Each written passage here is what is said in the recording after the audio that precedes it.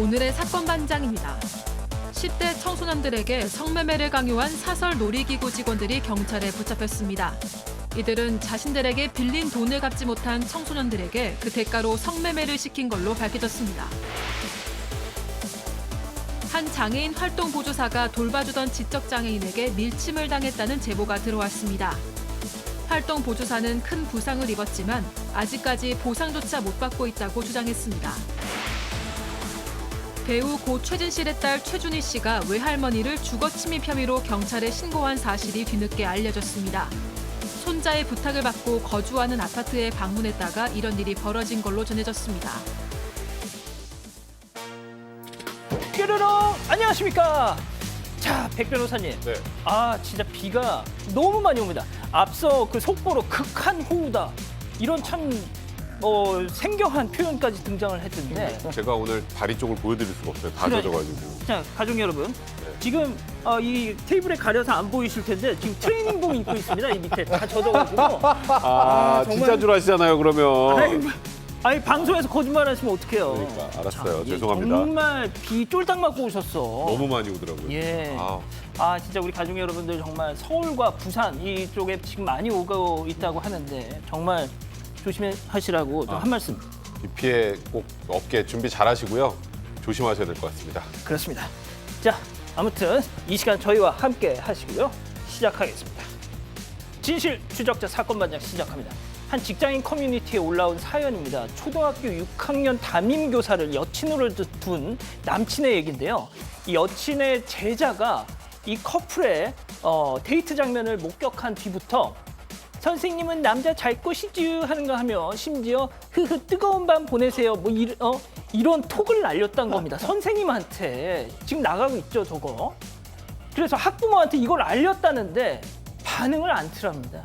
그야말로 속수무책. 야, 이거 직장인 같았으면 완벽한 성희롱인데. 자, 인권은 학생들한테만 있는 거 아니잖아요. 교사 인권은 누가 챙겨주고 보장해 주는 걸까요? 자, 오늘 출연자 소개해 올리죠. 예. 자, 이자연 기자, 트레이닝복 차림으로 지금 계신 백성원 변호사. 예.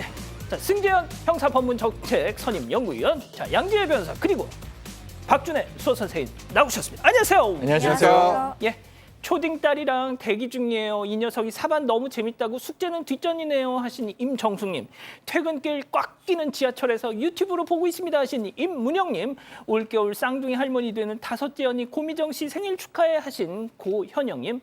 반지하 살고 있습니다. 이렇게 비가 많이 오는데 불안해 죽겠어요. 지난해랑 달라진 게 없습니다 하신 이명성님.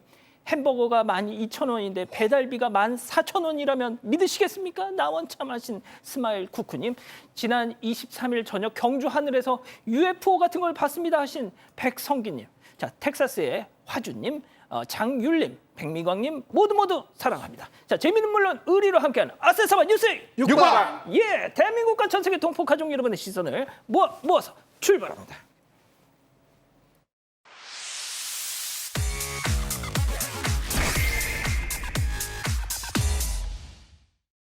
자, 첫 번째 뉴스 가보죠. 전직 보디빌더 구속 면했다. 자, 지난 5월 저희도 전해드렸죠. 인천 남동구의 한 아파트 상가 주차장에서 전직 보디빌더 저렇게 주차 문제로 같은 입주민 여성을 폭행했던 사건. 어제 구속영장 심사가 있었습니다. 사건 반장 끝나고 결과가 나왔는데 저는 당연히 구속될 거라고 생각했습니다. 근데 이거 기각했어요.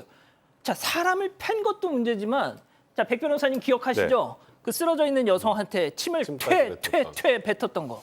사실 저도 영장이 발부될 가능성이 좀 높다고 이 사건을 봤었는데요. 이제 일단 피해자 같은 경우 무차별 폭행을 당해서 전치 6조의 중상을 입었었던 그런 상황이었고, 다만 이제 영장을 법원에서 발부 여부를 결정할 때는 범죄 혐의의 중대성도 중요하지만 증거인멸이나 도주의 우려도 살펴볼 수밖에 없습니다. 그런데 지금 일단 법원의 입장에서는 이 사람의 직업, 그다음에 주거가 일정하고, 그리고 이 가족 관계라는 건 아마도 저때 같이 저 여성을 공격했던 본인의 부인, 저 여성도 역시 공동 상여혐의로 입건이 되어 있는 상황인데 저 와이프가 임신 중이었습니다. 아마도 그런 부분들이 좀 반영이 돼서 영장이 기각된 것 같은데, 사실 범죄 혐의의 중대성이 인정되는 경우에는 도주의 우려가 있다고 자동적으로 좀 인정이 되는 경우가 많은데 예.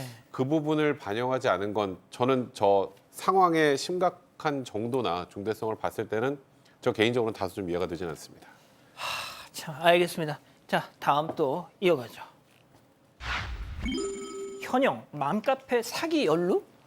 자, 이 현영 바로 방송인 현영 씨입니다. 600억 원대 맘카페 상품권 사기 사건에 연루됐다. 이런 의혹이 지금 나오고 있는데요.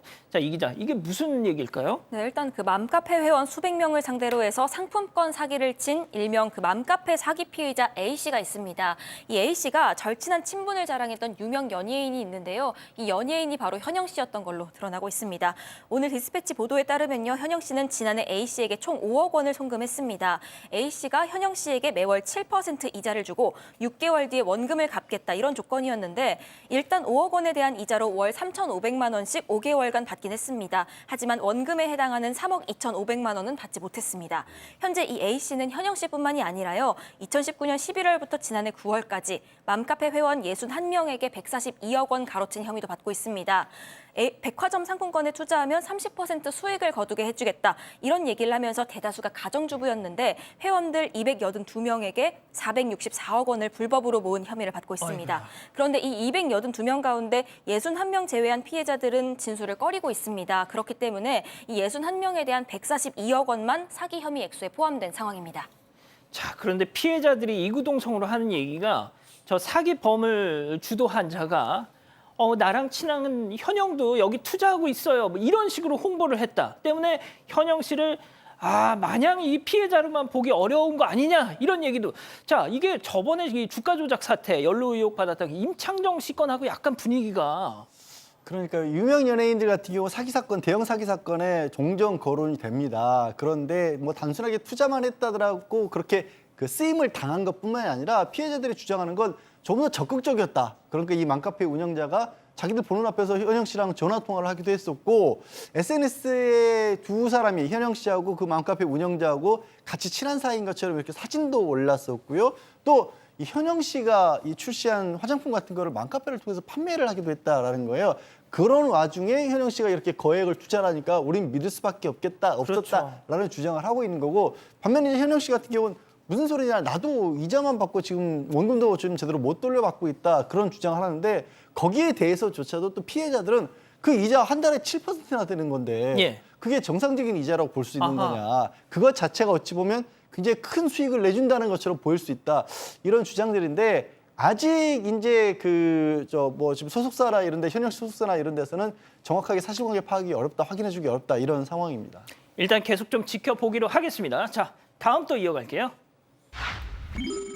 비닐봉지로 머리 꽁꽁입니다. 야, 진짜 인두껍을 쓰고 이랬습니다. 자, 먼저 사진으로 만나보시죠. 저거 보이십니까? 머리에 비닐봉지가 씌워진 강아지입니다. 심지어 기둥에다가 저 끈으로 묶어놨어요. 옴짝달싹을 못합니다. 자, 저 비닐이 매듭 지어진 걸로 봐서 사람이 씌운 거겠죠. 자, 이걸 처음 발견했던 목격자가 저렇게 벗겨내서 강아지를 구조했습니다. 자, 백 변호사님, 네. 이걸 보고 처음에 저 짓을 했던 자가 뭘 의도했을 거라고 보세요? 그냥 개가 괴로워하는 걸 보고 즐긴 것 그 이상 그 이하도 아니라고 생각이 듭니다. 전 명백한 저거는 그 개에 대한 학대 행위라고 봐야 될 것 같고요. 지난 9일 부산 진구현 골목에서 지금 보셨던 것처럼 강아지 얼굴에 저렇게 비닐이 씌워진 채로 지금 기둥에 저렇게 묶인 상태로 발견이 됐습니다. 그리고 저 비닐이 그냥 대충 씌웠다면 바람이 불면 날아갈 수도 있었겠죠. 근데 밑에 목 부분에 매듭까지 지어놨습니다. 그렇다면 분명하게 누군가가 의도적으로 그런 행동을 한 것인데 그나마 다행인 건 저 비닐 사이에 틈이 좀 있어서 저 강아지가 숨은 쉴 수 있었다고 합니다. 그나마 다행인데요. 일단 강아지를 최초 발견한 목격자가 구조를 해서 지역 해당 단체에 이 사실을 알렸고요. 지금은 부산진구청에서 유기동물보호소에 인계한 상태입니다. 자, 승재현 위원께서는 지금 반려견을 키우시는 걸로 네. 알고 있는데 저런 거 보면 정말 눈이 뒤집히지 않으세요? 아까 저한테 이 질문이 왔을 때 어느 정도 톤다운을 해야 되느냐 그거 갖고 고민을 했었는데 아까 백 변호사님 말씀 주신 바와 같이 저거는 동물에 대한 분명히 학대인 것이고 우리 동물보호법상 처벌받을 수 있습니다. 지금 문제가 되는 것은 저기에 왔는 CCTV가 없는 장소에서 저렇게 강아지에게 학대를 했기 때문에 사람을 좀 찾을 수 없는 어려움이 있다라고 단체에서는 이야기하는데요. 우리나라 CCTV 그 장소만 있는 거 아니잖아요. 그 앞뒤로 1km 상관에서 분명히 찾을 수 있다고 보고 동물, 말 못하는 동물에게 저렇게 학대하는 것은 그건 분명히 사람으로서 좀 하기는 어려운 일이 아닌가. 반드시 처벌받는 게 맞다. 또 경찰은 찾아주시길 부탁드리겠습니다. 꼭 잡아야 되겠습니다. 자, 다음 또 이어갈게요. 놓치지 않을 거예요. 약간 이 광고 카피 같기도 하고. 영상으로 만나보시죠. 자, 한 남성이 비틀거리면서 운전석에 오릅니다. 아, 이거 딱 봐도 술 냄새 나죠. 관제센터에서 이거 보더니 딱 걸려서 자, 경찰 출동했습니다. 자, 그랬더니 걸렸구나 싶어서 쌩 도주를 합니다. 자, 속도를 내면서 도주를 하고 있죠. 아유, 빨리 간다. 자, 주택가 골목으로 지금 진입을 하는데요. 자, 지하 주차장으로 쏙 와, 들어가고 영화다. 있어요. 세상에. 운전자. 경찰차도 지금 쫓아가고 있습니다. 따라 들어가야 될 텐데요. 자, 아이 세상에. 시동 걸린 차를 놓고 사람은 사라졌어. 와, 진짜 취한 거 맞네요. 자, 옥상으로 올라왔습니다. 건물 수색하고 있는데. 자, 저 바로 옥상 창고. 문은 원래 잠가 놓으세요? 여기 원래 문이 열려 잠겨 있어요? 있나요? 에이, 지금 맨날 잠겨 열어놔요. 아이, 자, 바로 그때 후다다다다다다다다다다다 사람이 저기 있다. 아이고, 잡았다, 요놈. 아이고, 참. 자, 음주 측정했더니 면허 취소 기준에 무려 2배.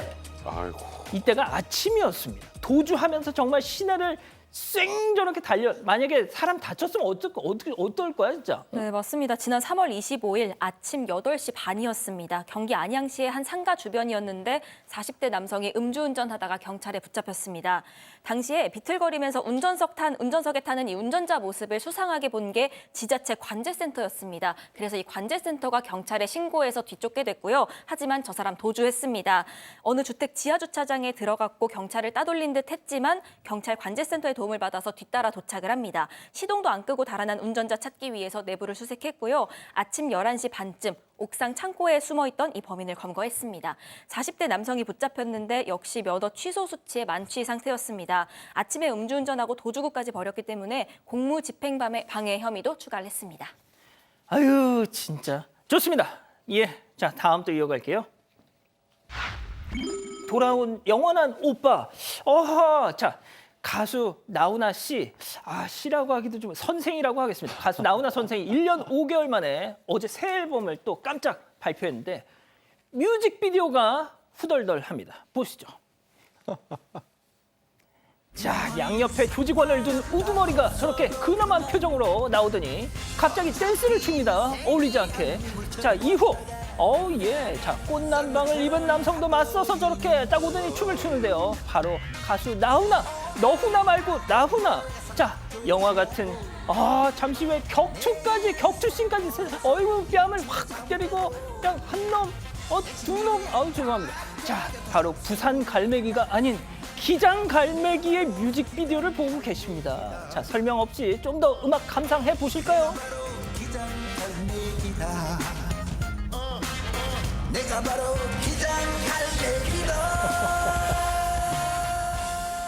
부산 갈매기 아니고 기장 갈매기. 야, 말씀하신 것처럼 가수 나훈아 씨가 발표한 새 앨범인데요.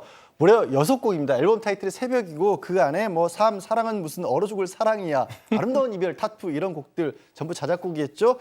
거기에 이 6곡을 전부 타이틀곡으로 내면서 4곡은 또 뮤직비디오를 찍으신 겁니다. 그 뮤직비디오 중에 한 편이 지금 보신 기장 갈매기인데 나훈아 선생님께서 76세십니다. 어쩜 좋아. 근데 선생님이라고 부르면 기분 나빠하실 것 같아요. 저 진짜? 꽃무늬 남방이랑 청바지 너무 잘 어울리지 않으십니까? 액션 연기도요.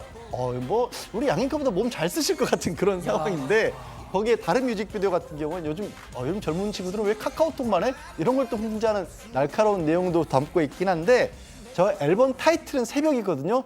이분이 잠이 안 오실 때 6곡을 다 작곡을 하셨답니다. 잠 안 올 때 우리는 뭐 하고 있었을까요? 왠지 반성하게 됩니다. 와, 내일 모레가 그럼 8순이세요. 와, 진짜 깜놀. 좋습니다. 자, 대박 나시고요. 자, 마지막 사연으로 이어가 보죠. 왜 하필 친정이 제주도? 자, 오늘은요, 이 사반 가족께서 조금 전에 메일로 직접 제보해 주신 사연인데 한번 들어보죠. 네, 일단 추석 때 아내 고향인 제주도에 가는 부부를 따라가겠다는 시어머니 때문에 고민이다. 이런 사연 보내주셨습니다.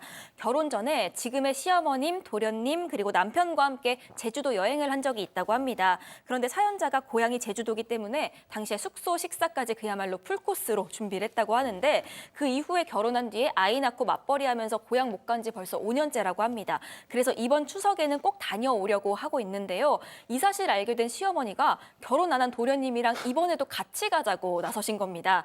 이번에 가게 되면 사실 아내는 친정집 가기 위한 목적이잖아요. 그렇기 때문에 또 따로 숙소도 잡아드려야 하고 식사까지 일일이 신경 써야 할 생각이 들어서 부담이 너무 된다고 하는데 어떻게 하면 시어머니 기분 안 나쁘게 이렇게 거절을 좀 잘할 수 있을지 고민이 된다고 전해주셨습니다. 그렇군요. 자, 기다리고 기다리셨던 푸처 핸즈업 타임 유튜브 JTBC 뉴스 채널과 사건 반장 독립 채널에서 동시에 스트리밍 되고 있는데요. 지금 이 방송 보고 계실 것 같아서 조금 너무 격한 말씀은 조금만 아껴주셨으면 합니다. 자, 우리 가족 여러분들도 채팅창에 OX로 함께 참여해 보시죠. 먼저 시어머니입니다. 어머머머머머 세상에 애미야 이런 우연이 있니? 나 추석 때 제주도 가려고 했는데 마침 또 네가 간다니까 얼마나 좋냐 이거. 요즘 다 일본 간다고 해가지고 제주도 사람 없다잖니. 이럴 때가 또 제대로 대접받는 거란다. 간 김에 사돈댁도 뵙고 얼마나 좋아 동그라미. 정말 이건 뭐 오해 끝까지 들어보세요. 다음 며느리입니다. 어머님 그거 어머님 저희 친정에서 바다 안 보여요. 제주 시내예요 시내. 오빠 성문이 오빠 너 보고만 있을 거야. 네가 좀 어떻게 해봐. X. 동그라미. 동그라미. 예? 동그라미. X입니다. 아까 동그라미였고. 예.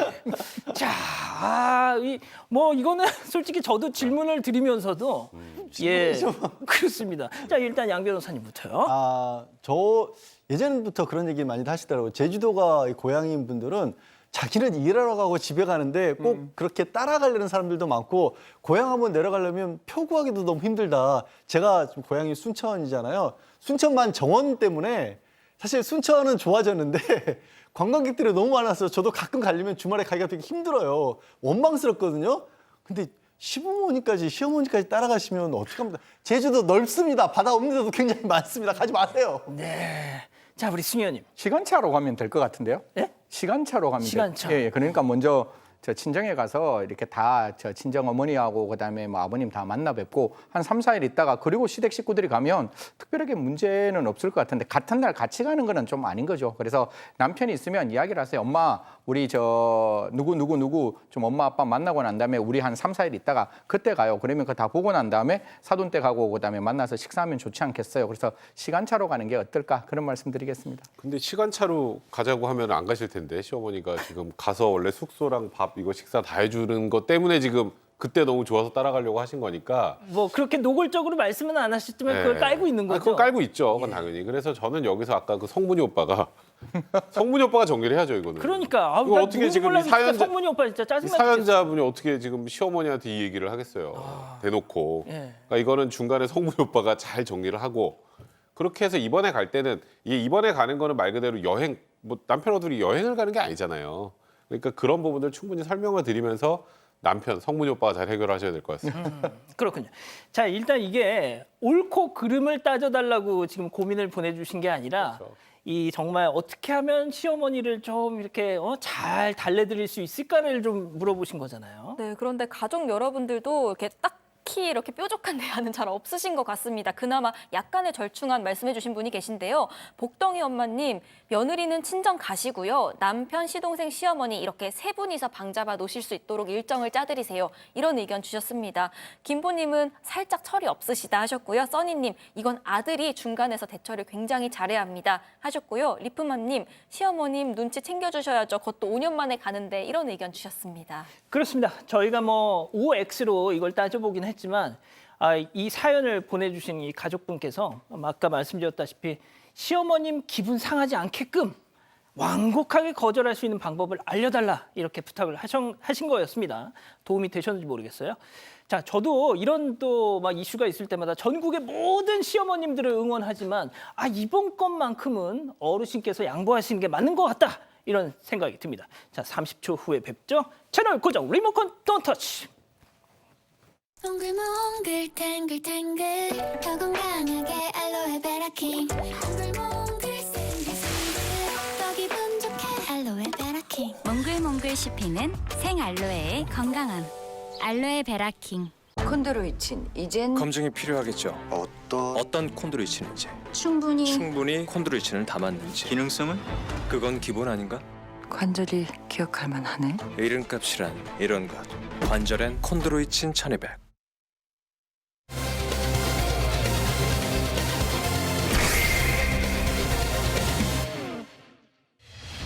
(10대) 청소년들에게 성매매를 강요한 사설 놀이기구 직원들이 경찰에 붙잡혔습니다. 이들은 자신들에게 빌린 돈을 갚지 못한 청소년들에게 그 대가로 성매매를 시킨 걸로 밝혀졌습니다. 사건의 전말을 파헤쳐 봅니다. 자, 디스코 팡팡. 이게 뭐지 싶으신 분들 계실 거예요.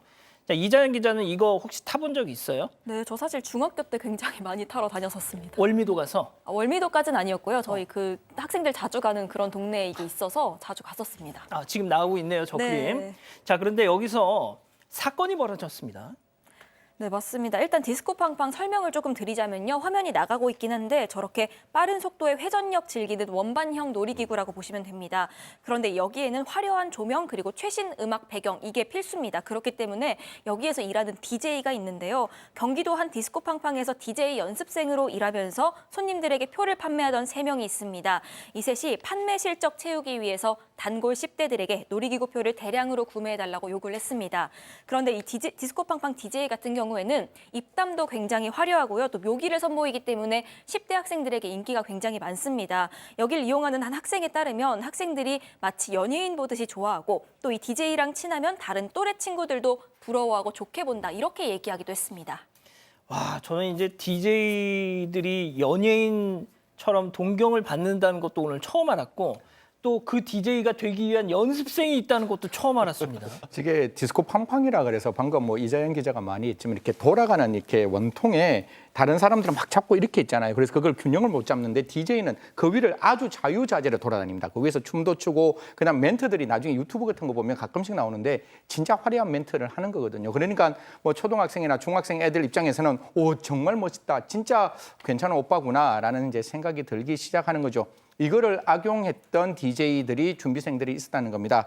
보통 이제 사적 만남을 이어가면서 이제 좀 친해지면 저게 한 번 도는데 한 4,000원 정도 하거든요. 4,000원 정도의 표를 이제 사라고 이야기를 합니다. 그러면 아이들이 그렇게 이야기하겠죠. 초등학생, 중학생, 고등학생들이 뭐 돈이 있겠습니까? 그러면 내가 외상으로 뭐 예를 들어 가지고 뭐 한 10장 그래서 한 40만 원, 100장 한 40만 원어치 내가 줄 테니까 나중에 돈이 있으면 좀 갚아라라는 이야기를 합니다. 근데 아이들이 사실상 돈이 그게 있겠어요. 그래서 일단은 그 오빠에게 환심을 사기 위해서 그렇게 40만 원짜리 이제 그 표를 강매를 하는 것을 사고 난 다음부터 이제 끌려다니기 시작하게 되는 거죠. 학생들이 무슨 돈이 있겠어요. 이 표를 강매를 했는데 그 표값을 제대로 지불하지 못하는 학생들한테는 이런 얘기를 했다는 겁니다. 체크포인트 짚어보죠. 이래서 오늘 저희가 준비한 건데요. 성매매해서 갚으라 했다는 겁니다.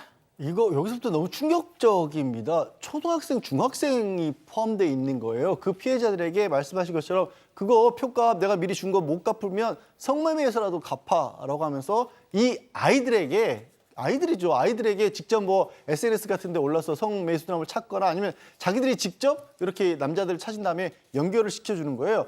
그러고 나서 만약에 돈을 제대로 벌지 못하지 않습니까? 숙박업소에 감금해놓고 때리고 협박하고 잠 안 자고 밥 끊기고 이런 일을 했던 겁니다. 이게 도대체 2023년에 대한민국에서 있을 수 있는 일이에요? 저기서 안 그쳐요. 저렇게 하고 그 피해 여학생들을 동원해서 그렇게 피해를 입히고 또 남성들 있죠. 뭐 예. 편들고 싶은 생각은 없어요. 남자들 나쁜 사람들이죠. 근데 그 남자들도 찾아가가지고 당신 미성년자랑 조건 만남했지? 이렇게 해서 또 돈을 뜯어냈던 겁니다. 야, 이런 일도 있었군요. 예? 그런데 더 중요한 거는 이런 사실이 그냥 일정 시간에 한두 번에 끝난 게 아니고 약 한 8개월 가까이 이렇게 이어졌다는 부분도 조금 보이는 부분이 있어요. 그래서 이게 누구에 의해서 발견이 되었는가 하면 어머니가 이제 아이가 어머니께 집에 올 때마다 이렇게 좀 달라지는 모습이잖아요. 그 달라지는 모습 보고 이제 경찰에 신고해서 이렇게 되었다는데 피해자가 10명이고 아까 우리 양 변호사님 말씀 주신 대로 저는 이 부분이 정말 용서되지 않는데 초등학교 학생도 있었답니다. 초등학생이 있었으면 아까 무엇을 시켰다. 분명히 앞에 있는 성매매를 시켰다는 거잖아요. 우리나라에서 두 가지가 있습니다. 하나는 성폭력 특별법, 그러니까 성폭력 처벌법에 보면 미성년자, 즉 14세 미만에게 성폭행을 하면 가장 높은 단기가 10년 이상이고 이게 아동청소년 성보호법에 따라서 아동청소년의 성을 이렇게 강요를 하면 7년 이상의 징역이 되는데 누군지는 모르겠지만 이들의 조직들이 있다면 반드시 발본색원에서 이들의 죄질에 맞는 형벌을 좀 과해야 되지 않을까 그렇게 말씀드리겠습니다. 자, 그런데 이 DJ 연습생들 붙잡힌 사람들이 3명 말고도 또 있잖아요. 네, 일단 이 3명 외에도 중간 관리자 5명도 구속 송치했습니다. 그래서 8명이 구속이 됐는데 일단 이들의 혐의는 성매매, 폭행 등 제각각입니다. 일단 DJ들로부터 1억 원 넘는 돈 송금한 내역, 그리고 판매액 채우라고 압박받았다는 진술, 이런 것들은 확보한 상태입니다.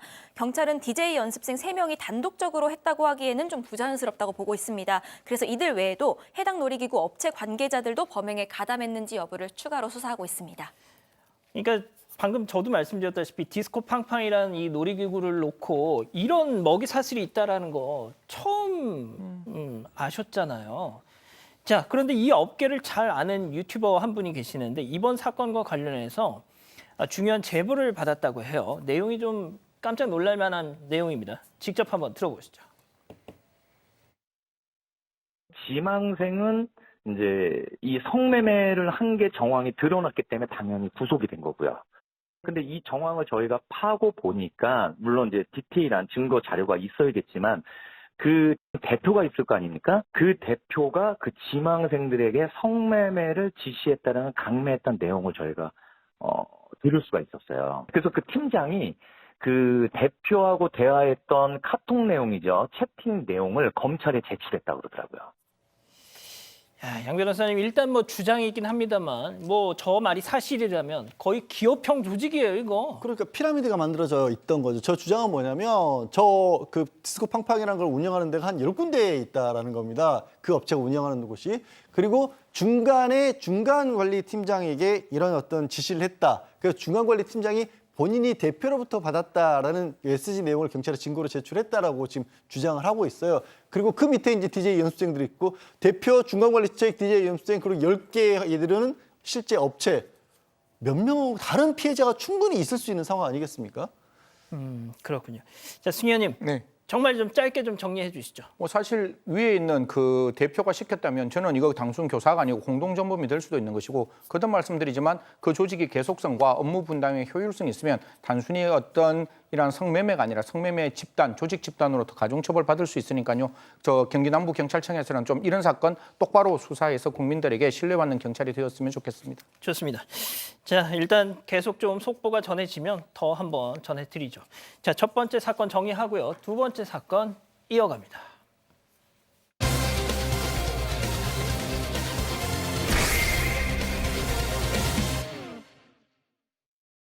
지난달 13일 한 30대 남성은 구급대원으로부터 다급한 전화 한 통을 받았습니다. 남성의 어머니가 마트에서 쓰러져서 병원으로 긴급하게 이송되고 있다는 연락이었는데요. 대체 어찌된 영문인지 사고가 벌어진 마트 CCTV를 보던 중 남성은 깜짝 놀랄 수밖에 없었다고 합니다. 건장한 체격을 가진 20대 남성이 어머니를 향해 달려오더니 있는 힘껏 밀치고 달아난 건데요. 특히 어머니가 쓰러진 모습을 바라보면서 뒷걸음을 치던 남성. 알고 보니 어머니가 장애인 활동 보조사로 2년간 돌봐오던 지적장애 2급의 남성이었다고 합니다. 대체 이날 무슨 일이 있었던 걸까요? 자, 저희 제보 사건입니다. 네, 일단 지난 6월 13일이었습니다. 대구에 거주하고 있는 남성분인데요. 어머니로부터 전화를 받습니다. 그런데 받고 보니까 어머니가 아니라 119 구급대원이었던 겁니다. 지금 보호자 맞으시냐 이렇게 물으면서요. 어머니를 긴급하게 병원으로 이송 중인데 빨리 오셔야 할 것 같다. 뇌를 좀 크게 다친 것 같아서 검사가 시급하다. 이런 내용이었습니다. 이 남성의 어머니는 예전부터 사회복지에 관심이 많았다고 합니다. 그래서 자격증을 취득해서 2년 전부터 장애인 활동보조사로 일을 해오고 있었습니다. 이게 하루에 몇 시간씩 그 장애인 방해활동 보조를 하는 거였는데요. 이용자 집에 찾아가서 시간 보내거나 박물관, 마트 이런 곳을 함께 가는 식의 역할을 맡아왔다고 합니다. 이날도 남성의 어머니는 2년 전부터 꾸준히 이렇게 담당해오던 한 20대 남성을 만나기 위해서 집을 나선 상황이었습니다. 자, 일단 쓰러진 어머니는 기억을 잃어버렸습니다. 가족들은 어머니가 얘기를 안 하니까 기억을 못 하니까 무슨 일인지 모르죠. 자, 그런데 그 골목 CCTV를 보고서 이런 일이 있었구나. 그러니까 경찰 조사 과정에서 이 CCTV를 보고 가족들이 엄청나게 큰 충격을 받을 수밖에 없었습니다. 지금 말씀하셨던 것처럼 이 피해자의 아들이 지금 저희가 보고 있는 CCTV를 본 건데 일단 지적장애 2급 남성과 저 피해자가 함께 이제 마트에 동행을 했는데 이제 피해자가 남성한테 집에 가자고 하니까 남성이 싫다 그런 거예요. 네. 그런데 그냥 이렇게 앞으로 좀 걸어가다가 갑자기 피해자는 뒤를 따라오는데 돌아서면서 길을 멈추고 피해자에게 달려들어서 지금 보시는 것처럼 확 밀친 겁니다. 그럼 정면으로 오다가 이렇게 마주보면서 확 밀치면 뒷머리가 바닥에 날 수 있잖아요. 굉장히 강한 충격을 받고 쓰러졌고, 근데 여기서부터 이제 남성은 이 피해자가 쓰러진 모습을 보고 슬슬 뒷걸음질 치면서 도망을 쳤다고 합니다. 근데 저 남성이 지적장애 2급이긴 하지만 키가 180에 100kg 이상 나가는 거구였기 때문에 피해자 입장에서는 바닥으로 넘어지면서 머리에 아주 큰 충격을 받을 수밖에 없었습니다. 자, 저 친구를 케어하던 분이었어요. 집에 가야 되니까 야, 길동아 집에 가자 이렇게 뒤에서 부른 겁니다. 자, 그런데 이 친구가 갑자기 뒤돌아서더니 그 아주머니를 향해서 그냥 몸으로 확 밀어버렸어요. 제가 이 원본 영상을 봤는데 아무런 준비도 안 한 상태에서 저 거구의 남성이 밀어버리니까 그냥 붕 떠가지고 정말 이 뒷머리가 팍팍 이렇게 했던 거예요. 양 변호사님. 그러면 어떻게 되겠어요? 그냥 뇌진탕에서 그친 게 아니라 두개골 골절이고요. 내부에 뇌출혈까지 일으킨 상황입니다. 지금 아이고. 직후에 지금 병원에 계신 모습인데 현재 치료를 병원에 한 달째 있는데도 불구하고 말을 할 때 또 발음도 어눌해진 상황이고 뇌에 충격이 있어서 한 10분 전에 이야기한 것도 그대로 잊어먹곤 하신답니다. 후각도 후유증으로 이른 상태라고 하네요. 이번 치료 언제 끝날지도 모를 상황인 거죠. 저 정도면. 자, 승 의원님. 네.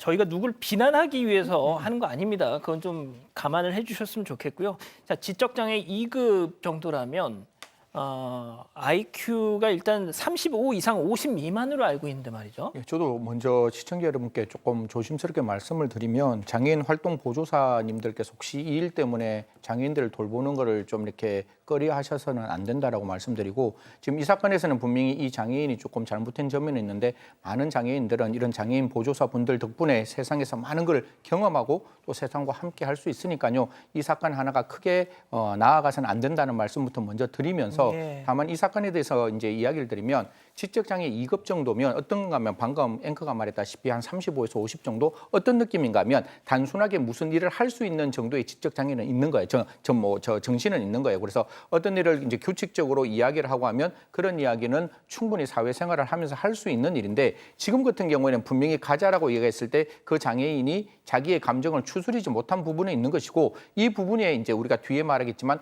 과연 이 가해 가족들이 이 장애인 활동 보조사에게 어떻게 했는지가 그게 가장 좀 중요한 거 아니냐. 뒷걸음치는 모습을 보고 그 피해자 입장에서는 분명히 그렇게 가족에서는 그렇게 생각했을 수 있을 거예요. 분명히 그 뒷걸음치면서 가는 모습은 분명히 자기의 잘못을 알고 있는, 자기가 무슨 행동을 하고 있었는지 알고 있는 모습이었다. 이렇게 볼 수 있는 점 분명히 있다라고 말씀드리겠습니다. 자, 저렇게 밀어서 넘어뜨리고 나서 저 친구가 이제 그 쓰러져 있는 여성을 계속 이렇게 보면서 뒷걸음질 치더니 도망갔다는 겁니다. 그래서 이제 피해자 측은 남성도 저 친구도 자신의 이 잘못을 인지하고 있었다, 분명 이렇게 주장을 하고 있는 겁니다. 자, 그런데 중요한 게 2년 동안 돌봤던 그 친구였어요, 저 여성분이. 그리고 심지어 이 가족들끼리도 서로 이렇게 집을 왕래할 정도로 그런 관계였다는데, 결국은 저 가해 남성의 보호자들의 문제겠죠. 체크포인트 짚어봅니다. 너무 하시네요. 자, 이 가해자 부모가 이 피해자 측에 너무 하시네요라는 말을 남겼다는 건데 이게 무슨 얘기일까요? 자, 직접 한번 들어보시죠. 저도 CCTV 보기 전까지는 사건이 어떻게 진행되고 있다는 걸 모를 때는 그냥 뭐 장인이니까 라고 생각을 하고 있었지만 근데 CCTV 보고 나서부터도 제가 생각이 바뀌더라고요. 너무 잔혹하게 묻지마 범죄처럼 CCTV 상에서 나왔기 때문에 그러고 나서도 그 가해자들이 가해자 진술 조사 다 하고 나서도 저한테 전화 와서는 지적 장애를 갖고 있고 하더니 고의성이 없었다. 계속 그거를 주장을 하더라고요. 주장을 하고 합의서를 요구를 하고 저희는 앞으로 병원비가 얼마나 나올지 그런 거에 대해서 아무것도 모르는데 도의적인 책임도 안 지려고 하고 그렇게 배제라는 식으로 나오니까 사태 심각성을 모르는 거잖아요. 아, 양 변호사님. 예? 근데 이제 저런 상황이 있고 저 중환자실에 그냥 누워 있는 상태에서 겨우 의식만 되찾을 때쯤에 이제 가해자 부모로부터 연락이 왔다고 합니다. 그러면 아직 피해가 이분이 얼마만큼의 치료를 받아야 될지 후유증은 어떻게 될지 이런 것도 안 나온 상황이잖아요. 그런데 연락이 와서 물론 연신 사과는 했다고 합니다. 하지만 아이가 지금 약간 장애가 있어서 사리분별을 잘 못하고 있는 상황이고 집에 가기 싫어서 살짝 건드린다는 게 밀려서 그런 것 같다. 좋게 이해해 주기 바란다라면서 합의서를 요구를 했다라는 거예요. 제가 이게 좀 너무 좀 섣불렀다라고 말씀드릴 수밖에 없는 게 이게 지금 어느 정도 상황이 될지 모르잖아요. 그럼요. 이제 지금 막 시작된 이제 건데. 시작된 거 한 달, 그러니까 이 상황에 연락을 받았을 때가 저 중환자실에서 겨우 깨어났을 때, 눈 떴을 때 이런 연락을 받았다라는 게 지금 피해자 측의 주장인 겁니다. 그러니까 피해자 입장에서는 아니 이게 어떻게 진정한 사고라고 볼 수 있어? 이건 거의 2차 가해 아니야? 이렇게 받아들이고 계신다는 거예요. 자, 그런데 이제 지금부터 일단은 주장입니다. 지금부터가 중요한데 이 연락을 끊었다는 거 아니에요, 지금은? 네, 그래서 일단 피해자 측에서 그럼 합의금 얼마를 원하시냐 제시를 해달라라고 연락을 했는데 또 답이 없었습니다. 그래서 그럼 합의 안 원하시는 걸로 알겠습니다라고 연락했더니 그제서야 얼마 원하시냐 이런 답변을 보내왔다고 합니다. 그래서 피해자 측에서는요, 변호사 또 손해사정사 이런 전문가 자문을 통해서 적정하다고 생각이 되는 금액을 제시를 했습니다. 그랬더니 가해자 부모 측은요, 8주 진단인데 이 정도 금액 이건 너무하시네요. 이런 답변이 왔다고 합니다. 이후에 합의 조율해주겠다고 했지만 아무 연락이 오지 않고 있는 상황이고요. 이렇게 배째라식으로 나오니까 너무 답답하다고 답답함을 토로했습니다. 또 저희가 계속 보조사라고 말씀드렸는데 장애인 활동 지원사가 적확한 명칭입니다. 이 지원사가 소속된 복지재단 측에서는 이 사안 인지했습니다. 그래서 피해 지원 위에서도 최대한 협조하겠다는 입장입니다. 자, 백 변호사님께 먼저 여쭤볼게요. 만약에 이게 재판까지 간다면 네. 이 친구의 어떤 지적 장애 여부 때문에 판결에 좀 영향이 있겠죠. 당연히 있죠. 일단은 지적장애 2급이면 말씀하셨던 것처럼 일단 IQ가 35에서 50 정도라면 완벽하게 정상적인 판단을 하기에는 어렵습니다. 그러니까 물론 본인의 행동에 대한 의미는 이해를 했으니까 뒷걸음질 치면서 도망도 쳤고 숨어 있었던 것인데 그거는 말 그대로 행위에 대해서 내가 한 행동에 대해서 인지는 했지만 정확한 판단을 갖고 있지 못한 것이기 때문에 심신상실은 아니지만 심신미약 인정돼서 형 감형될 수밖에 없는 상황이고요. 손해배상도 그런 부분 영향을 좀 미칠 가능성이 있습니다. 예. 자, 승 의원님. 네. 짧게 좀 부탁드리겠습니다. 그러니까 이게 이 피해자 측에서는 가해자 측이 이제 그 자녀의 어떤 장애를 이유로 이 상황을 그냥 어슬렁어슬렁 넘어가려고 하는 것 같다라고 지금 의심을 계속 하고 계신 거예요. 이 부분이 가장 화나는 부분이겠죠. 진짜 지원사가 그렇게 아이를 위해서 최선을 다해서 세상 밖에 많은 걸 경험해 주려는 과정 속에서 다쳤다면 저는 그렇습니다. 그 부분을 논외로 치고 정말 진심을 다해서 그 어머니가 회복될 수 있도록 모든 지원을 하는 게 맞겠죠. 제가 중간에 이제 지적 장애를 앓는 분들과 그다음에 이제 정신 질병으로 조금 이렇게 어려운 분들을 좀 돕고 있는데요. 그 부모님들은 어떻게 이야기를 하시는가 하면 내 몸이 부서지더라도 저 아이 하나 세상에서 제대로 살 수 있으면 내가 뭐든지 다 할 수 있다라고 이야기를 하셔요. 그러면 이런 상황에서 제일 먼저 기억해야 될 것은 우리 아이에게 그 돌봄을 해준 그 지원사에게 내가 해줄 일이 무엇인지를 먼저 밝혀야지 그 금액과 그다음에 아이가 그렇게 밀었는 게 변호사님 말씀대로 분명히 고의가 없다는 이유로 저렇게 뒷걸음질 쳐서는 분명히 안 된다라고 생각합니다. 지금도 마음을 좀 바꾸셔서 정말 적극적으로 피해자의 피해를 회복 위해서 내가 할 수 있는 일이 무엇인지를 좀 진지하게 고민했으면 좋겠다는 말씀 드리겠습니다. 자, 이렇게 정리하고요. 세 번째 사건 이어갑니다.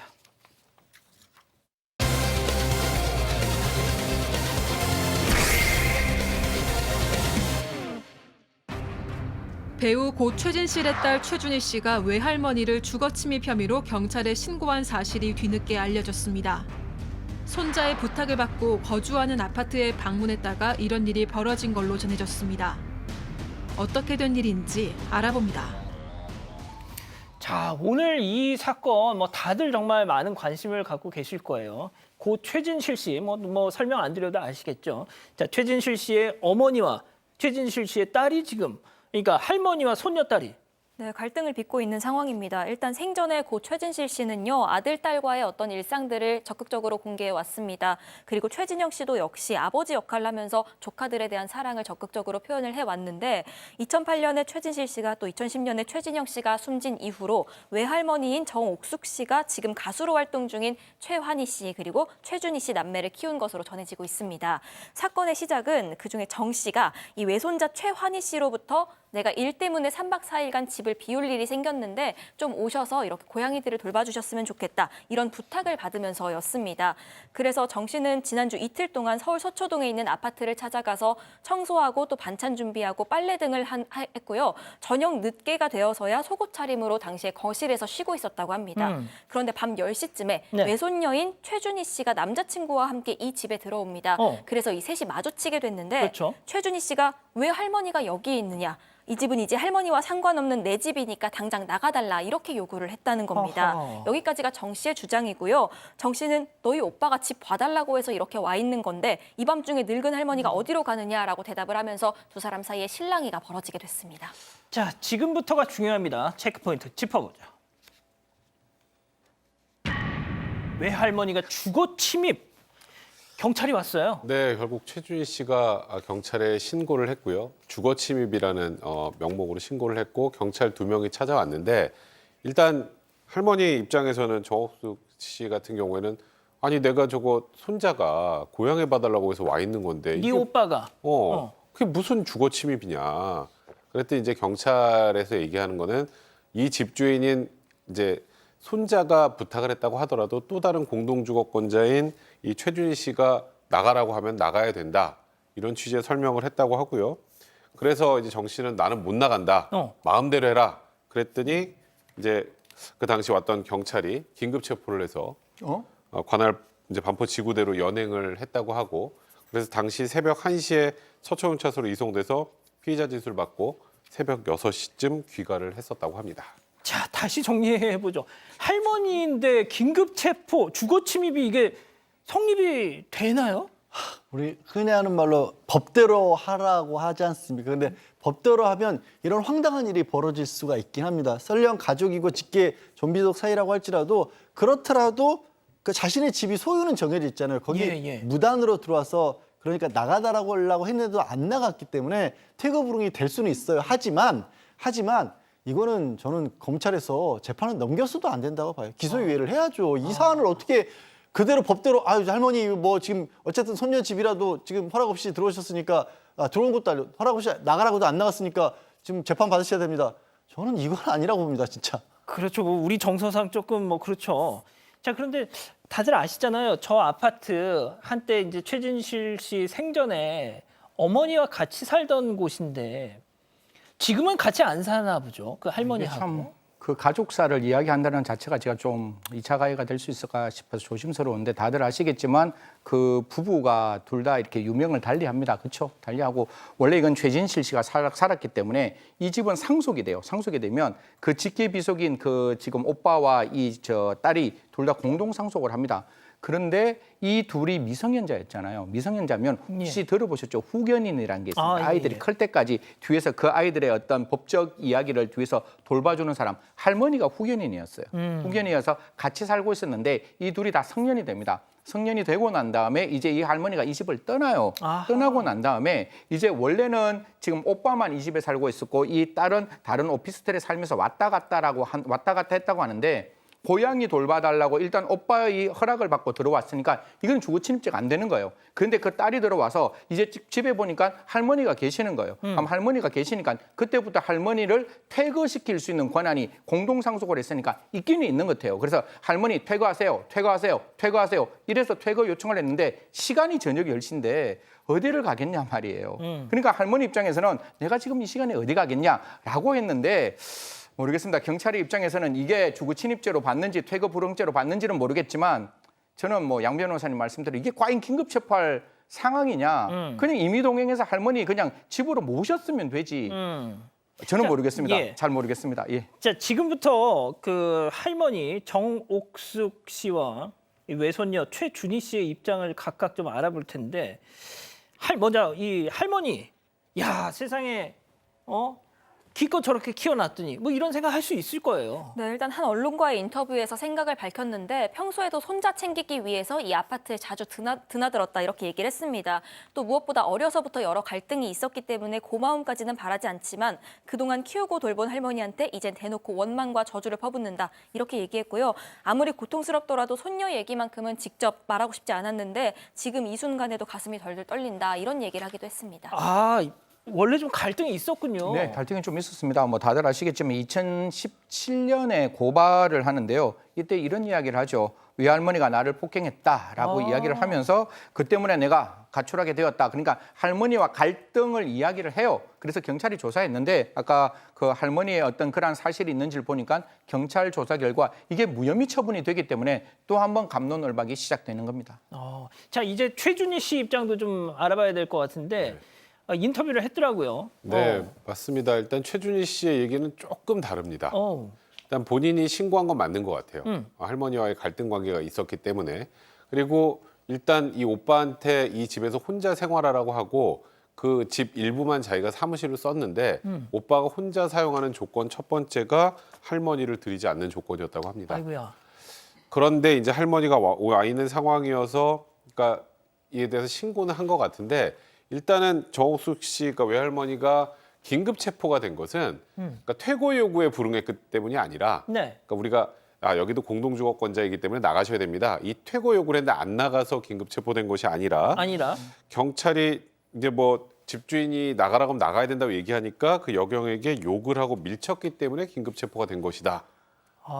라고 주장을 하고 있는 상황입니다. 그렇군요. 자, 지금 보니까요. 조금 전에 최준희 씨가 직접 인스타그램에 무슨 입장을 올렸다네요? 네, 늦은 오후에 SNS에 이렇게 글을 올렸는데요. 일단 정 씨가 억울하다고 인터뷰한 것과 이 관련해서 앞뒤가 다른 이런 할머니 모습에 굉장히 소름이 끼치고 무섭다 이렇게 얘기를 하기도 했습니다.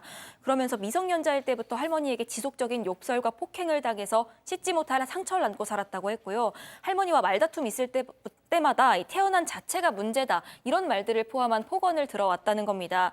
또 루푸스 심하게 앓았을 때도 역시나 폭언과 폭행이 있었고 그 당시에 피부 발진 때문에 몸이 너무 아프던 상태여서 그런 나머지 할머니를 밀치는 상황이 왔는데 그 이후에 할머니가 경찰을 불렀고 자신이 법정 후견이다 이런 말을 앞세워서 저를 할머니를 폭행한 아이로 만들었다 이렇게 적었습니다. 아유, 어쨌든 조금 좀 잘 좀 됐으면 좋겠습니다. 양 변호사님.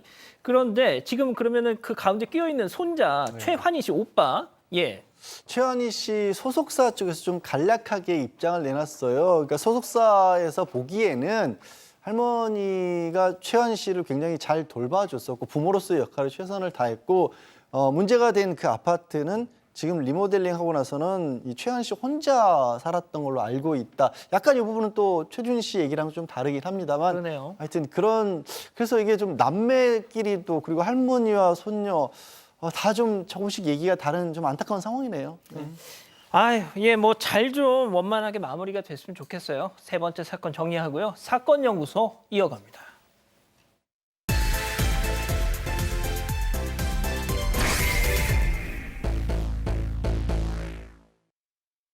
(2017년) 여름 한 사회복지사가 경찰에 신고 전화를 겁니다.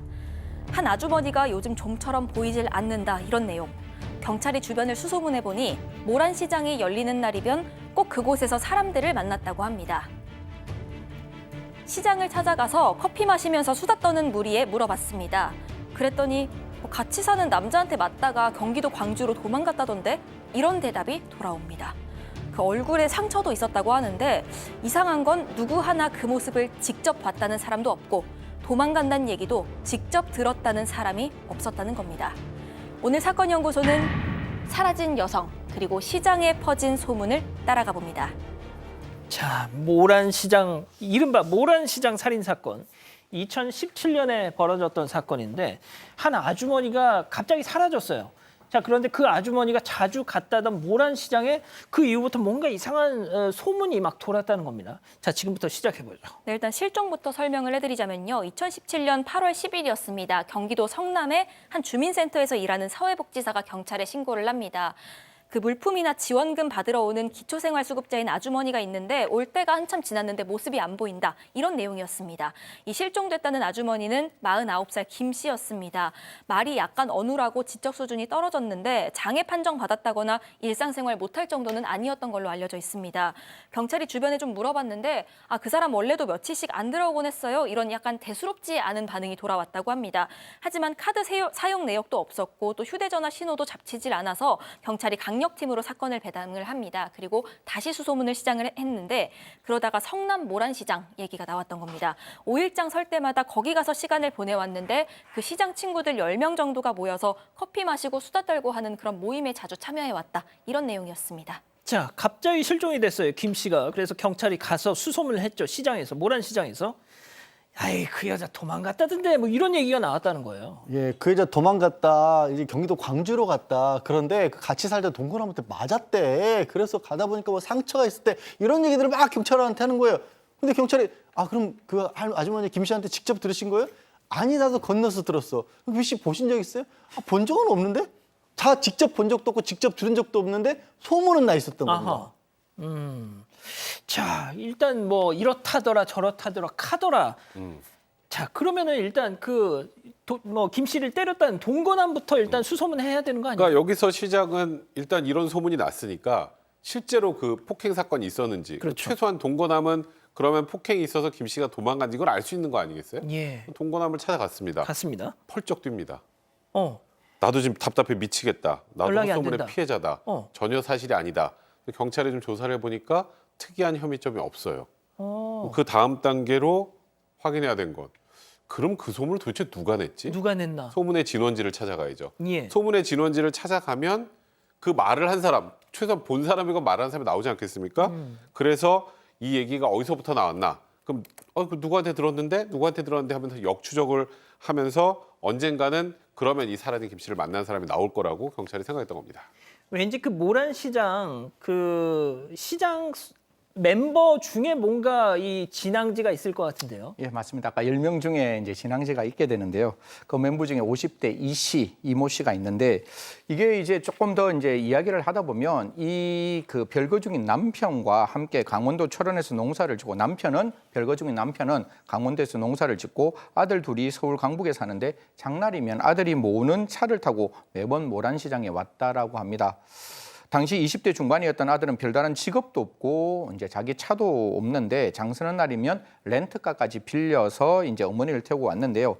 이러한 어떤 행동들이 아무튼 좀 특이하긴 특이하잖아요. 그런데 이 씨는 사라진 김 씨 아주머니와 굉장히 절친했던 사이고 이 소문에 대해서 이 씨에게 딱 물어봅니다. 당신이 말인 거 맞나요? 이러니까 태연스럽게 맞다. 내가 말했다. 7월 14일 날 시장에서 직접 들은 이야기다. 라고 이야기하면서 다음 장에서는 7월 19일 날 김 씨를 만났다라고 이야기합니다. 내가 실종된 김 씨한테 다 들었어. 어허. 자, 그러면 일단 이 씨 말대로 그 동거남, 폭행하는 그 동거남을 피해서 도망을 가서 잠적한 게 맞는 거예요? 그런데 또 이 말을 고지고대로 믿기에는 이상한 점이 굉장히 많습니다. 일단 김 씨 아주머니의 휴대전화가 7월 14일에 마지막 신호가 잡혔습니다. 그게 남양주였는데요. 예. 그리고 이 7월 14일, 19일 두 날 김 씨 아주머니 시장에서 봤다는 사람이 오직 이 씨밖에 없습니다. 이 부분도 좀 이상하죠. 어허. 그래서 경찰도 수상하다고 여겨서요. 7월 14일에도 이 씨 아들이 빌려서 모자가 타고 온 렌터카가 있었을 테니까 그 렌터카의 행적을 추적을 하기 시작을 합니다. 그랬더니 서울에 있는 집에서 출발을 해서 성남에 있는 모란시장을 방문하고 잠시 머물다가 2시간 걸려서 강원도 철원으로 갑니다. 그런데 이 철원 하면 생각나는 앞서 언급된 인물이 있었습니다. 그 남편이 농사 지으면서 철원에서 산다 그랬던 것 네, 같은데. 맞습니다. 그래서 별거 중인 남편을 만나러 갔나 싶은 생각이 들기도 했고 실제로 그럴 수도 있지만요. 뭔가 꺼름칙했습니다. 그런데 경찰이 여기에서 굉장히 중요한 어떤 촉이 온 것 같습니다. 자, 지금부터 저희가 패널로 좀 그 상황을 설명드릴 텐데요. 좀 잡아주시죠. 네, 일단 이 지도인데요. 제가 지도를 준비를 해봤습니다. 모란시장에 있는 성남이 여기 있습니다. 그리고 2시간 걸려서 달려갔다는 철원은 이 위치에 있습니다. 쭉 이어보면요. 그 중간에 김 씨의 마지막 휴대전화 신호가 잡혔던 이 남양주가 위치해 있습니다. 아하, 그 생존 반응이 마지막 있었던 그 남양주. 남양주가 그 동선 한가운데 딱 그렇죠. 있다. 자, 그렇다면 이 김 씨, 그 이 씨가 가는 도중에 뭔가 같이 있었다는 거 아니에요, 그럼? 그러니까 그렇게 경찰이 충분히 의심을 할 수 있었죠. 그래서 이 씨 아들을 부릅니다. 맨 먼저. 그래서 아들한테 그 철원에 있는 아버지 만나러 언제 갔어? 이렇게 묻습니다. 근데 딱 7월 14일만 빼고 얘기를 하는 거예요. 아, 근데 지금 렌터카 기록이 있잖아요. 예. 경찰은 분명히 이걸 들이밀면서 물어볼 수 있었는데 일단 더 묻지 않고 빠르게 압수수색 영장부터 발급했습니다. 왜냐하면 이 남편이 혼자 살고 있다는 철원 집을 수색을 해야 되기 때문이었죠. 그래서 압수수색 영장을 받아서 남편 혼자 사는 철원 집으로 경찰들이 갑니다. 근데 여기서부터가 또 굉장히 황당하고 좀 소름 끼치는 상황이 연출이 되는데, 근데 남편이 이제 수색 영장 받아왔으니까 집을 이렇게 보여주다 갑자기 저 화장실 좀 다녀오겠습니다. 그러고 경찰 있는 데서 그냥 잠깐 나갔는데 돌아오질 않는 거예요. 그래서 경찰이 찾다가 급히 일대를 뒤졌는데 옆에 있던 헛간에서 목을 메고 극단적인 선택을 하게 됩니다. 아니, 이게 무슨 상황이에요, 지금? 절대 있어서는 안 될 일이죠. 경찰이 강제 수사를 하고 있는 와중에 의심을 받고 있는 사람이 참여했던 사람이 극단적 선택을 했다. 그걸 방치했다.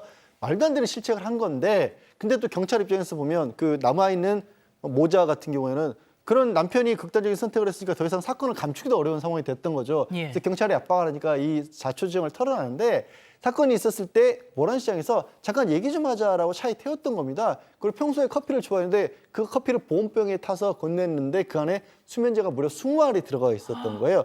마시면 잠이 들 수밖에 없었죠. 예. 잠이 아니라 사실은 거의 기절했다고 봐야 될 텐데, 그렇게 차에 태운 채로 이동을 하다가 남양주에서 김 씨의 휴대전화를 껐고요. 철원까지 도착을 해서 남편과 함께 이 세 명이, 남편, 모자 이 세 명이서 김 씨를 땅에 묻었던 겁니다. 아니, 잠깐만요. 수면제를 먹였으면 일단 뭐 사망하진 않았을 텐데, 이제 뭐 잠에 의식을 잃고 쓰러진 그 김 씨를 갖다가 저기다 지금 화면에 나오는 저곳에다 생매장을 했다고요? 뭐 사실 뭐 이 부분에 대해서 지금 식사하시는 딱 그런 시간이 좀 죄송스러운데 제가 말씀을 드리면 그 시신은 약 900m 떨어져 있던 남편 소유의 농장에서 발견이 되었습니다. 방금 우리 앵커가 이야기했다시피 살아 있을 때 묻혔는 경우와 죽고 난 다음에 묻혔는 경우는 다르겠죠. 살아 있을 때 묻어졌다는 게 부검으로 드러났는데 코 안에서 흙이 나왔다라는 의미는 계속해서 숨을 쉬고 있었다라는 상황이기 때문에 사실상 살아있는 상태에서 생매장 당했다라는 말씀을 드리겠습니다. 자, 다시 한번 정리를 해볼게요. 갑자기 사라진 김 씨. 자, 그런데 경찰이 꼬리에 꼬리를 물어서 찾아갔더니 이 씨 부부와 그리고 또 이 씨의 아들, 이 부부와 아들 세 가족이 그냥 김 씨를 저렇게 묻어버렸어요. 아니, 도대체 무슨 억하심정이 있어서? 네, 그런데 일단 이들이 털어놓은 범행 동기가 조금 이해하기가 살짝 어려웠습니다. 일단 둘은 10년 동안, 김 씨와 이 씨는 10년 동안 알고 지낸 사이였는데, 사건이 발생하기 전에 그 피해자인 김 씨가 가해자인 이 씨한테 우리 집에서 물건 하나만 갖다 달라 이런 부탁을 했다는 겁니다. 그래서 이 씨가 물건을 챙겨다 줬는데 그 과정에서 김 씨 동거남이 있었잖아요. 그 동거남이 왜 물건 가져가냐면서 이 씨를 절도범으로 경찰에 신고를 했다는 거죠. 그럼 김 씨가 내가 부탁을 했다 이렇게 얘기를 했으면 되는데, 그때 김 씨가 무슨 연유에서인지 모르는 척을 했다는 겁니다. 그래서 그 일 때문에 벌금 100만 원을 내게 됐고, 그래서 앙심을 품었고 살인으로 이어졌다 이렇게 얘기를 했습니다. 아니, 이 고작 이런 이유로 사람을 산채로 묻었다고요? 납득이 안 되시죠? 예. 경찰도 당연히 납득이 되지 않았고요. 이런 사소한 동기로 이 정도의 끔찍한 범행을 저지르진 않았을 것이라고 생각해서 계속 캐물었더니 예. 얘기가 나오기 시작합니다. 아하. 일단은 이 씨는 몇 년 전부터 이 철원에 사는 남편하고 별거를 해왔는데 네네. 이 남편하고 이혼을 하고 싶어 했었다고 합니다. 그런데요. 근데 남편이 거절했대요. 그러니까 이 김 씨 약간 뭐 지적자가 좀 있는 정도의 수준 아니겠습니까? 예. 이 김 씨를 이용해야겠다 생각을 해서 어떻게 이용한 거죠? 내 남편하고 성관계를 해달라 이렇게 부탁을 했다고 합니다. 그럼 그걸 꼬투리 잡아서 그렇죠. 이혼을 하겠다? 그래서 남편 집인 철원에 데려가서 술을 진탕 먹인 다음에 실제로 둘이 성관계를 하게 했다고 합니다. 그 이후에 당연히 이 김 씨 동거남이 이걸 알게 되면 노발대발하겠죠. 예. 그래서 이 사실을 알고 찾아서 왜 내 아내한테 그런 일을 시켰느냐 많이 노발대발하면서 따져 물었다고 합니다. 이런 와중에 저 이 씨 입장에서는 자기 남편이랑 본인이 김 씨를 성관계를 시켰다는 게 이 모란시장에 소문이 나면 내 평판이 너무 심하게 나빠질 것 같다. 그러려면 근원을 없애버려야겠다 마음 먹고 살인을 결심했다고 합니다. 이게 아니 저는 이 일가족이 말이죠, 양 변호사님. 이 씨 부부 그리고 또 그걸 뭐 부모가 시킨다고 하는 아들이나 정상이 하나도 없어요. 아마 이제 범죄 프로파일링을 하시는 분들은 이 사건을 굉장히 깊이 연구를 하셨을 것 같아요. 그럴 수밖에 없는 게 이 씨 같은 경우에도 사실 이제 김 씨에서 조종당하셨다시피 친한 사이긴 했지만 주로 뭐 잔심부름하고 커피도 하고 시키는 대로 하는 언니 동생 사이라고 하면서도 조종당하는 그런 관계였고요. 그리고 정말 아마 가장 이해 안 되는 부분이 어떻게 아들에게 범죄를 같이 하자고 하지? 이런 부분이 있을 건데 아들 같은 경우에도 뭔가 그러니까 약간의 애정 결핍, 그러니까 어머님으로부터 사랑을 제대로 못 받아서 그게 오히려 무슨 어떤 어머니가 얘기를 해도 따라버리는 그런 좀 잘못된 어떤 경향을 갖게 됐다라는 거고, 황당한 것도 극단적 선택까지 남편이었던 거죠. 그렇죠. 이 남편 뭐 다른 얘기도 아니고 김 씨가 자꾸 그 자기하고 당신하고 성관계한 거 떠들고 다니니까 이거 없애야 된다. 그 말 한마디에 그냥 사람을 해치는데 가담을 했고 또 본인은 또 그게 너무 힘들어서 극단적 선택을 아니겠습니까? 정말 있을 수 없었던 일이 벌어진 거죠, 그 조합이. 지금 우리 가족 여러분들이 아니 이게 뭐야, 이거 좀 이해를 못 하고 계세요. 당연하죠. 예? 자, 일단 이 사람들 어떤 처분을 받았습니까? 1심에서는 이 씨에 대해서 징역 22년 그리고 아들에 대해서는 15년을 선고했는데요. 이게 재판부가 이런 아니 잠깐만요. 이게 사람을 생매장을 했는데도요? 그렇죠. 그러면서 이제 제가 뒤에 있는 이 말이 이해가 안 되는데 이렇게 이야기를 합니다. 범행이 잔인하고 혈육에 준하는 관계였던 피해자의 신뢰를 저버렸다는 점은 비난할 만한 동기인데 이 피고인들이 물질적, 정신적, 교육적으로 궁핍한 환경에서 자랐기 때문에 준법 의식이 결여된 상태에서 범행을 했기 때문에 이렇게 형을 선고한다라고 했는데 이게 이해가 안 되잖아요. 그래서 이게 항소합니다. 검사가 항소하는데 항소심에서는 이 이야기 단칼에 잘라버리죠. 그럼에도 불구하고 형량은 좀 낮은데 항소심에서는 도저히 납득하기 어려운 상황이고 비난 가능성이 매우 크다면서 그 어머니에게는 징역 30년 그리고 아들에게는 징역 18년으로 형량을 올려 선고했습니다. 이해가 안 됩니다. 예. 알겠습니다. 자, 오늘 사건 연구소 이렇게 정리하고요. 글로벌 픽 이어갑니다.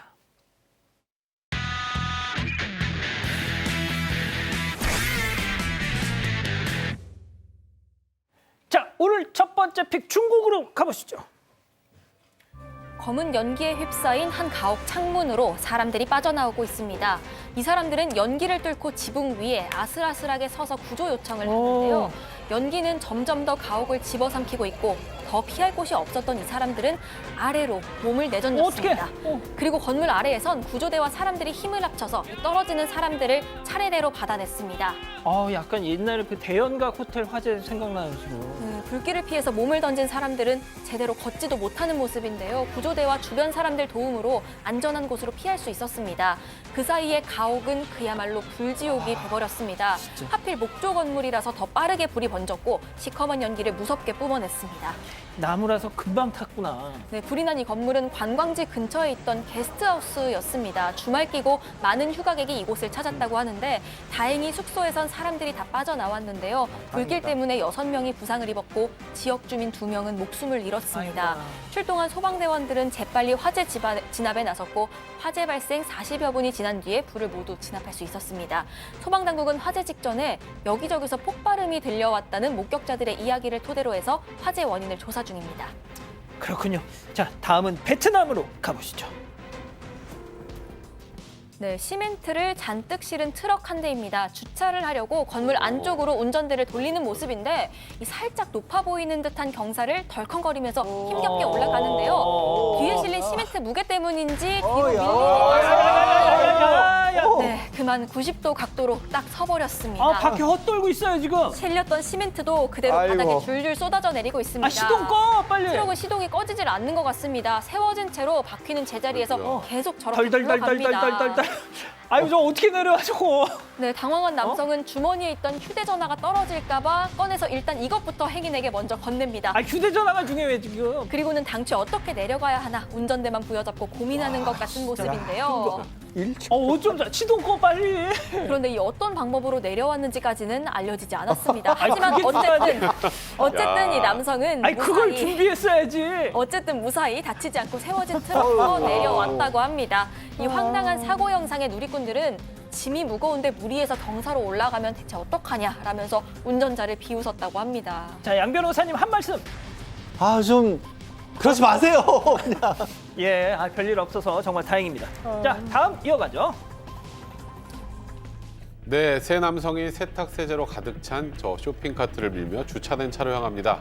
그리고 카트에 실린 세제들을 다급히 뒷좌석에 밀어넣는데요. 자, 이 모습을 찍고 있는 건 다름 아닌 마트 직원입니다. 무슨 일일까요? 영상 한번 보시죠. Look at them stealing. Really, bro? You gotta resort to this? Economy's not that bad.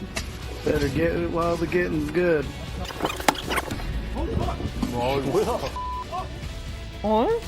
네, 이 남성들 바로 도둑들이었습니다.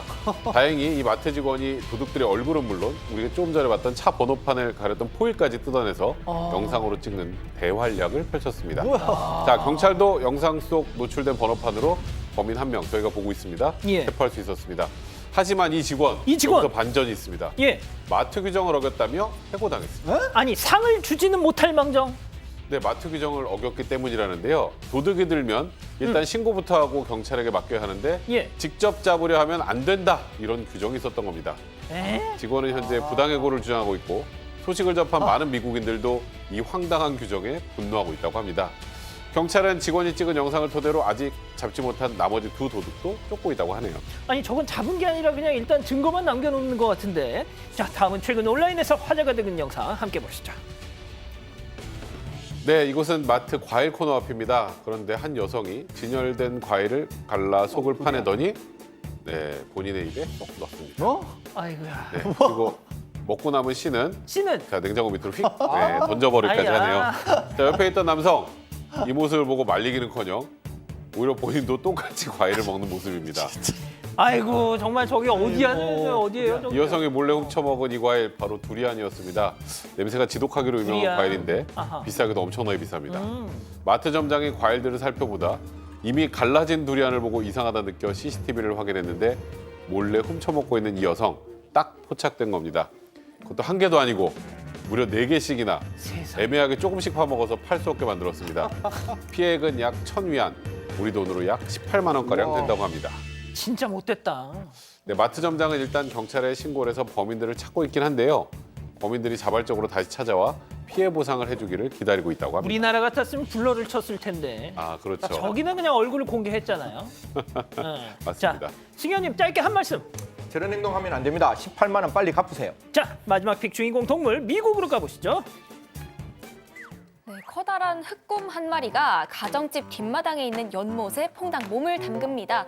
이 곰은 반신욕을 하는 듯이 연못에 앉아서 물이 졸졸 나오는 분수 장난감을 잡았다 뗐다가 하면서 가지고 놉니다. 귀엽다. 단원 뒤에는요, 뒷발로 저렇게 얼굴을 싹싹 닦고는 어떠냐는 듯 카메라까지 한번 쳐다봐주는 여유를 부립니다. 아유, 얼마나 덥겠어. 이 더위에서 털 좀 봐, 저거. 네, 원래 사실 이 연못이 굉장히 작았다고 합니다. 흑곰 한 마리가 겨우 들어가는 크기였다고 하는데 이 모습을 본 집주인이 좀 불쌍하다고 생각을 해서 연못 확장 공사에 나섰던 겁니다. 더 넓게 땅을 파내 공간을 만들고요. 흑곰이 흠뻑 젖어 더위를 날릴 수 있도록 해줬던 겁니다. 야. 집주인의 이런 마음을 알아챈 건지 이 흑곰은 하루가 멀다 하고 찾아와서 물놀이도 하고 발도 베낀 때도 빼고 여름을 제대로 즐기고 있다고 합니다. 진짜 나쁜 사람 같았으면 전기 담장 이런 거 써왔을 텐데. 맞습니다. 그런데 이번엔 아기곰 형제들까지 데리고 함께 이 연못을 찾았습니다. 아이고. 아기곰들도 연못에서 이리 뒹굴고 저리 뒹굴면서 재밌게 노는 모습인데요. 아기곰들이 다 놀고 나서야 엄마 흑곰도 연못에 몸을 담가 더위를 식히는 모습입니다. 곰들이 좋아하는 모습에 집주인도 덩달아 기쁘고 뿌듯했다고 합니다. 이야, 진짜 좋은 분이네요. 알겠습니다. 자, 사랑하는 사건 반장 가족 여러분, 오늘 일단 비는 조금 그친 것 같은데 계속 좀 긴장의 끈을 놓지 마시고요. 저희는 내일도 별이 6개 반, 4반, 6반, 저녁 6시 반에 다시 옵니다. 안녕히 계십시오.